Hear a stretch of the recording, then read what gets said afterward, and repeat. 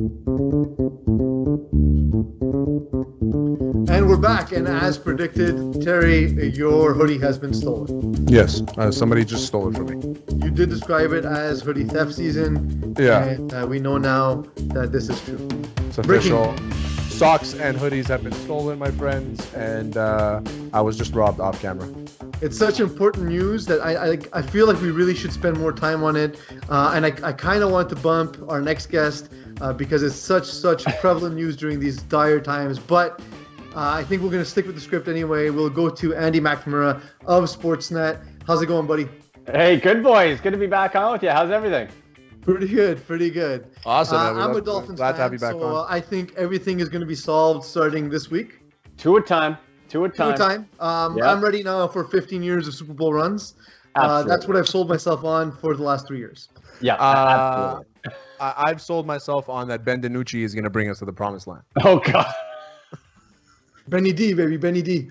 I saw that. I'm like, oh. Ooh, so this is how it ends, huh, Cowboys? This is how it ends. Okay, so that's going to lead us to our first question, Andy, just to get you started. Yeah. You know, Andy, thanks for coming on. Absolutely. What do the Cowboys do now? What do they do? Well, they've re-signed, now don't get too excited, Cooper Rush back. Ooh. So, he was with the Cowboys, and then they cut him. And then he went to the Giants, and then they cut him. And now the Cowboys got him back. So you got Cooper Rush, which, I look back at my combine notes. Not great, but, it's a body. I know him better than DiNucci. I don't know anything too much about him. But it seems, guys, like a fire sale now in Dallas. All of a sudden, like, they're shipping guys off. They're talking. The infighting is astonishing. Openly, players saying the coaching staff doesn't know what they're doing. Mike McCarthy signed a long contract there. Like, what is going to happen in Dallas? Dak goes, and everything falls apart in that NFC East, which, let's be honest, is still very much up for grabs. Yeah, I mean, it's weird that it's up for grabs that the winner of the division is going to finish 5-11 or 6-10, and right. I mean, I don't know what Cooper Rush, if he's the savior of the team or not, but the way I saw it was, out of all these people coming out and talking about the coaching staff and the preparation or lack of preparation, I knew that there was going to be a fire sale because there's something wrong with the locker room there. There's something that doesn't gel, and all these new guys that they added in, McCoy, Poe, Griffin, all great talents at one point in their careers, but the reasons why they're not with their first franchises is that maybe they were a little bit head cases. We know Everson Griffin was a head case. So when they signed him, I didn't get too excited because I had a feeling he wouldn't finish the season. And it was a case where I understood what Dallas was doing in the sense that they had Dak, they had drafted CeeDee Lamb, they were in go for it now mode. Like, this was a go for it this year mode. So you bring in, I get that mindset sort of, okay, maybe they're problem guys, maybe there's some issues, but if we're in go for it mode, winning solves everything, and you get some talent maybe on a rotational basis. So I understand it. But the problem is when you go that route, like we're seeing, things start to go south, then there's a lot of malcontents there. And now we're seeing that sell-off, which is so disappointing. Like, from a fantasy perspective, the fall off from how many people drafted high: Amari Cooper, CeeDee Lamb, Ezekiel Elliott, Dak, right? Like, just all gone down the tubes. It's very unfortunate. Yeah, Andy, I want to ask actually, because you being a Cleveland Browns fan, that injury to Odell, I found for some reason, and I'm not a Browns fan at all, but just seeing that injury, my heart kind of sank, and I just really felt bad for a player who I thought has a bit of a bad rap for reasons that I don't particularly agree with. Am I alone in that sentiment, or is that like what Browns fans feel across the board? Yeah, and I think it even came out a little bit more after the outpouring of support from teammates, and not the usual, get better, man. You see that all the time, but coming out more so than ever that he was the energizer, the juice, the most popular locker room force there that got everybody sort of jacked up. So to feel that emotion in the locker room, while you can make an argument, I think it's a valid one, where not having the pressure internally, whatever, mental for Baker Mayfield to get OBJ X number of targets or always look his way and be able to spread the ball out like he did in his rookie season where he had the most success, still there's that intangible that is going to be missing there. I think they're going to be able to overcome it. I am. But it is something very unfortunate. I'm with you. I think he does get a bit of a bad rap as that super diva type. It turns out maybe he was more of a team guy than most people thought. Yeah, I mean, as long as you're not the field goal kicking net. Yeah. And you might disagree. I mean, I ate my words a bit too, because I always thought that OBJ was kind of like a head case as well. I mean, we saw it with the kicking net, like Pete mentioned. My issue with the Browns isn't necessarily the receiving core or whatever. Their team looks well. Is that I think Baker Mayfield feels like he can do no wrong.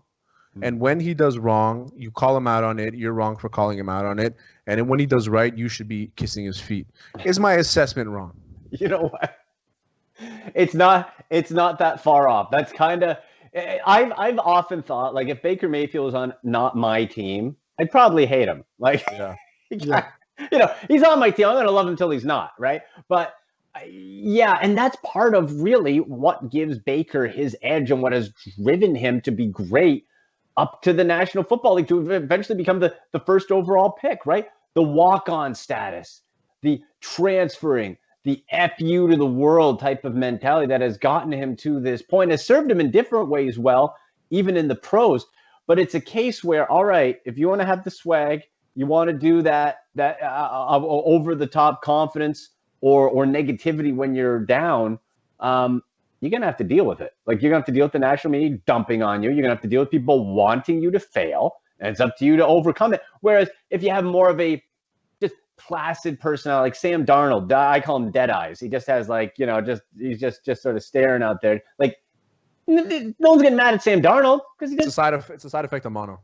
So here's the thing, Andy. Like, I'm the opposite. Like, I'm an agent for chaos. I love when a superstar was not afraid to just say what's on their mind, is willing to say something interesting, something that, like, guys like me and you and Terry can run with and make fun of and have fun with. And Baker Mayfield, to me, he's an interesting guy. Give me more interesting guys than Peyton Manning's giving me the same answers every week. Like, I like a guy who's a bit feisty, who, you know what, he's gonna get annoyed when you pick at him, but, like, I mean, I would, maybe internally or externally, but I would get annoyed if guys picked at me. Terry would too. I've seen Terry's temper. I know what it's all about.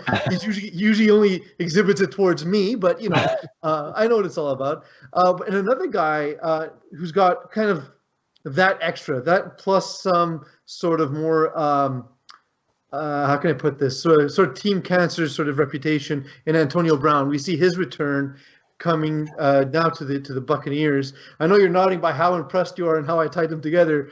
To be clear, I didn't know how I was going to do that when I started. You did it, man. That's a professional broadcaster. Yeah, right. I guess so. But when you see him going to the Buccaneers, do you think that'll have a bigger fantasy impact or a bigger NFL impact if and when he plays?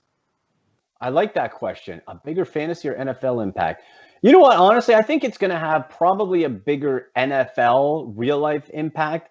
And this is going to be fascinating to follow because people have said, oh, he's been humbled. Oh, okay. Like Antonio Brown, last we saw him, very unstable, I think is a nice way to put it, right? Unhinged, unloose, wild card, like whatever you want to call it. So he's going to come into a positive situation. Things are going well, like with most players. If things are going good and you're winning, Antonio Brown's going to be just fine. What if they don't? What if, in Antonio Brown's mind, he's not getting enough targets, right? Like, that's what we don't know. And he can do the song and dance all he wants to say he's changed or whatever. That's cool. He's got to prove it. So if we look at it from a fantasy side, all right, how are these targets going to get distributed out? I would be very concerned if I'm a Mike Evans owner, a Godwin owner, especially when we're looking at that, because how is it going to be distributed? How long? Here's the other question. Okay, Antonio Brown gets in, hasn't played in a long time. How many weeks till he gets up to full speed? And in the meantime, how is that going to affect the target share of Evans and Godwin, and even to a lesser extent, Scotty Miller for PPR formats, right? Like there's so many layers to it. So I think it's going to have a negative fantasy impact overall. But hey, you know what? Real life NFL, you got another guy to worry about for defenses. So it's a good thing. And that's the thing. I think he'll probably be more of a threat when it comes to real NFL pieces. To answer your question. And yeah, like Andy said, I mean, fantasy wise, it'll be hard for me to say that he's going to be a game breaker fantasy wise. He probably might have one or two games, right, Andy, where he'll break up, maybe get 2 touchdowns, maybe 4 or 5 catches. If you're in a PPR, that might benefit you. But I think that there's so many mouths to feed in that offense. And my question to you, Andy, is this the best offense we've seen in the last 15 years on paper? On paper, you look at it and the on paper part's important because Mike Evans and Godwin still are not 100% healthy. They're playing. Exactly. There's the ankles, there's the hammies and all that. But if we took them solely at full health, everybody's healthy. Okay, we're playing Madden here. Everybody's healthy. And you added Leonard Fournette in the backfield, Ronald Jones, Gronk, even to a lesser extent, Cameron Brate, who I'm still a little bullish on as if Gronk gets hurt, a nice handcuff there. OJ Howard. OJ Howard, if he's healthy, right? Yeah. He's knocked out for the year. Those weapons, and for Tom Brady, it just seems like all he's got to do is get those guys in the precision routes that he needs. Tom Brady, as we know, it's all precision, it's all timing. If you get those guys all clicking and they know where to be, I don't know how you stop that offense. I really don't. And Tom Brady found his Welker / Edelman / now Miller. Scotty Miller. Yeah. Never heard of him before this season, and all of a sudden he's going to be a Hall of Famer. Look for the tiny little white guy receiver, and it's like, there's Brady's guy. That's the guy I want on fantasy. Scotty Miller, love it. So I have a question. Actually, this is for specifically switching gears to only fantasy now. Yeah.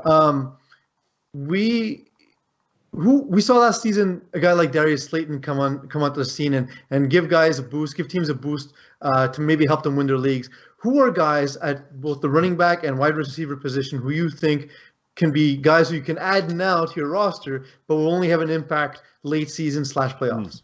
Great question. And I actually have articles that come out twice a week on Sportsnet.ca, my waiver wire pickups article every Tuesday, and on Saturday, my sleepers article. And you can get that on Sportsnet.ca and on the Twitter right there. You see the link. I've actually used your I've actually used your sleepers article for daily fantasy. Oh, yeah? To look for who can I get value from, and I've used your waiver wire pickups as well. So awesome, definitely do check that out. Good, thank you so much. Well, a guy I'm looking for, and who I had in this week's article, Nelson Aguilar. Guys, it feels weird to say from his Eagle days. I know, constant disappointment.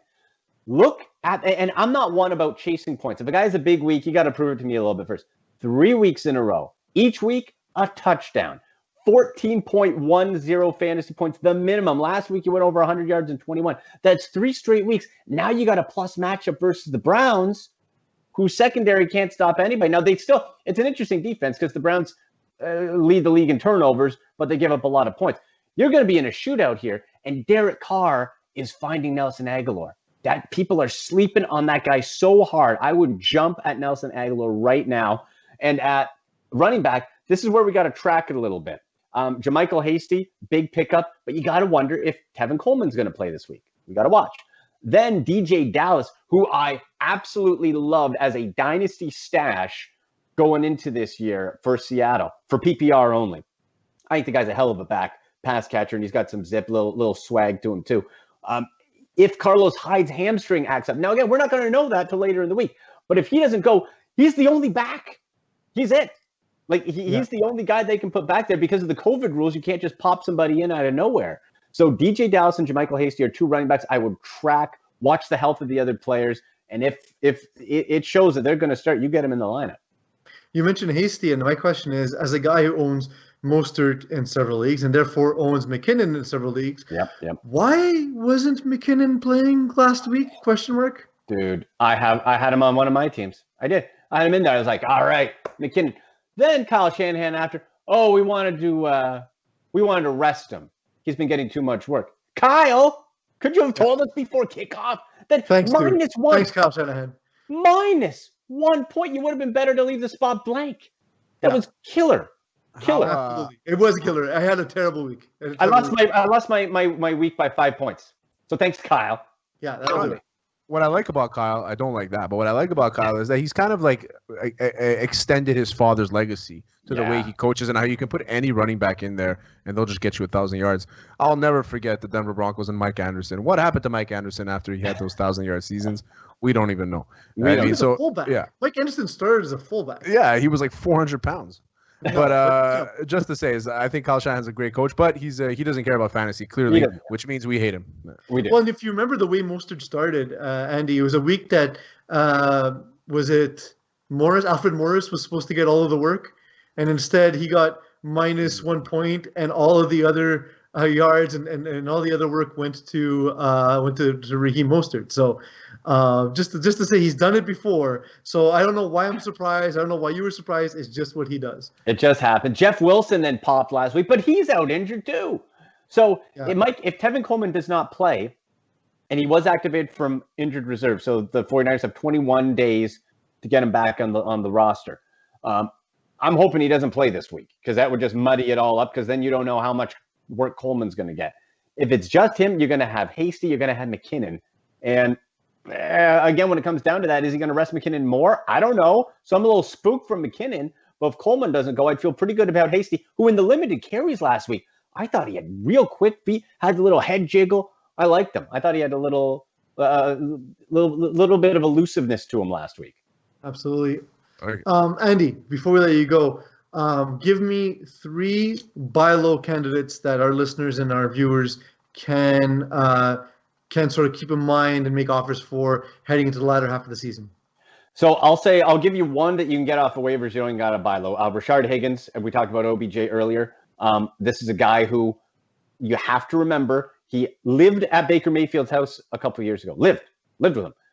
They had rapport. He was in the doghouse last year. He's coming back. Rashard Higgins is a guy you can get off waivers now. Now, somebody else you might want to look at, and it's a buy low if he's in a league. And listen, because of the dire straits of the running back position, in a perfect world, I don't love this. But Devontae Freeman of the Giants, okay? The Giants stink. I know it. You know it. But if you can offer next to nothing and you need for some running back depth, he's the only guy that can make any sort of impact. He's banged up now, but for the push to the playoffs, that's a guy on the bench who, as the touches went up before he got banged up again, we saw the workload start to increase steadily. Got a touchdown. That's somebody on your bench I would like. I don't want to start him, but as a bench depth guy, I really like that. And, again, for quarterback, heck, if you can get somebody who maybe is selling a little bit on Joe Burrow, they're excited about Justin Herbert, the rookie. Joe Burrow's the real deal too, and I think that's some of the shine has come off him a little bit with Justin Herbert. So maybe see if you can get a little bit of a discount in your league on him. Absolutely. I'll share one. I guess it's not even really a buy low, sort of just a surprise buy that I've seen all over the place, and I think it's just because of 1 week it was an absolute goose egg. Is, believe it or not, Calvin Ridley is the guy I've been able to trade for in multiple leagues just because people are so scared about that. The fact that it doesn't make sense how you got that trade. How you got that trade? That's phenomenal. But it's Terry. I've done that in 3 leagues. Doesn't make sense. Wow. People are so terrified of Julio Jones being the quote unquote workhorse, even though wide receivers don't work that way. Secondly, just the fact that again he had that 1 week where he put up 0, and fantasy owners are emotional people. Yes. And they get scarred easily, and so I was just like, let me just throw out this name, Calvin Ridley. And someone else I spoken to says, hey, I got Calvin Ridley for like a decent price. And by that, I mean like a package of like RB2, wide receiver 2. And for that, in exchange, you're getting the number 1 wide receiver in fantasy. Wow. 0 a week. It makes no sense to me. But especially with Julio Jones, every week, guys, except for like one, he's got a letter beside his name. Question. It's a toe. It's a hammy. It's an ankle. Like, hey, you're not getting that is an absolute steal. I love it. I love it. Like, and the thing is, it's not I'm saying like buy low in terms of like you'll get them for nothing. It'll cost you valuable pieces, but not as much. You can return elite value, you got to take it. Oh my gosh, when I saw that trade, I wanted to take Chetty's Hot Sauce, our sponsor, Hot Sauce 25% off the entire website. I wanted to take their garlic and their mango hot sauce and pour it into my eyes. That's what Mike Nolan did. Yeah. That's what Mike Nolan did, Terry. Yeah, Mike Nolan. He did Tabasco sauce. Where you got it from? Was that not the best? Lesser sauce. What a Dallas year is like, guys, I got hot sauce on my. It's like, is this real? What Texas is this right now? Yeah, you know what? You mentioned the Falcons. Hayden Hurst at tight end. That's another guy I was really high on coming on. Slow start.